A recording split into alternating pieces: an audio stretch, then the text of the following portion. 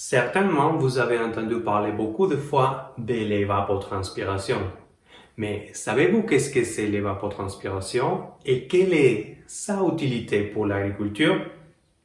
Restez avec moi en cette vidéo et je vais vous expliquer un concept qui est très important pour déterminer la quantité d'eau à apporter à nos cultures.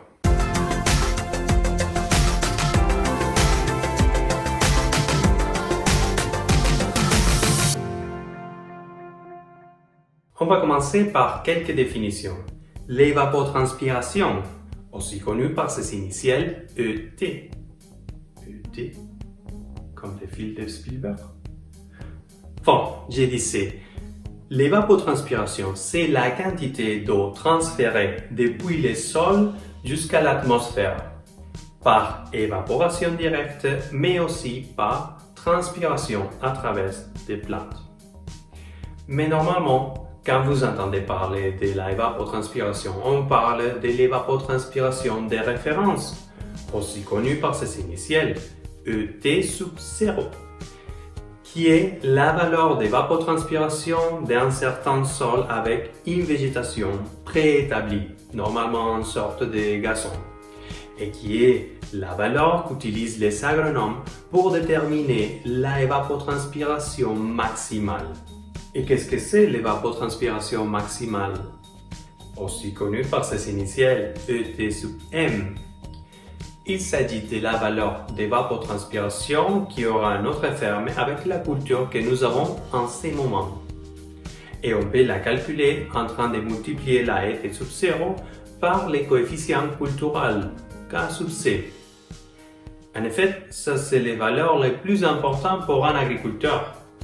Mais comme on peut l'obtenir en fonction de la ET sub 0, il suffit avec ces dernières pour avoir les données importantes pour nous. Et pourquoi elle est si intéressante pour nous? Elle est intéressante parce que si on connaît la quantité d'eau perdue par notre sol sans avoir en compte la percolation profonde, on peut estimer quelle est la quantité d'eau que nous devons apporter pour remplir la portion d'eau vidée de notre sol. Comme ça. Très simple. Parfait. Maintenant, vous connaissez quelle est l'utilité de l'évapotranspiration.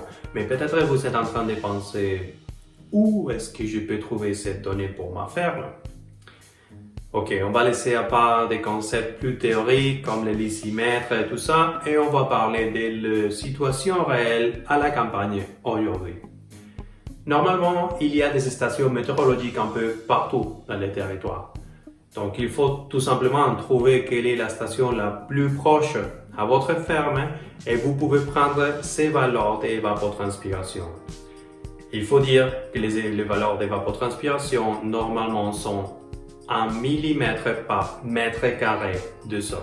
D'autre part, si vous voulez des estimations plus réelles, vous pouvez acheter une station météorologique et l'installer à votre ferme. Si vous la connectez à un automatisme et avec quelques sondes, vous pouvez faire des irrigations en fonction des valeurs d'humidité à la terre, vitesse du vent, radiation solaire et évapotranspiration. Ça, comme vous pouvez imaginer, c'est faire une irrigation extrêmement précise et exacte. Et avec les prix qui ont les stations météorologiques aujourd'hui, c'est une chose parfaitement faisable pour des fermes de moyenne et grande taille. Qu'en conclusion, mon conseil, c'est de ne pas apporter à la terre plus de l'eau que celle qui a été perdue par la même.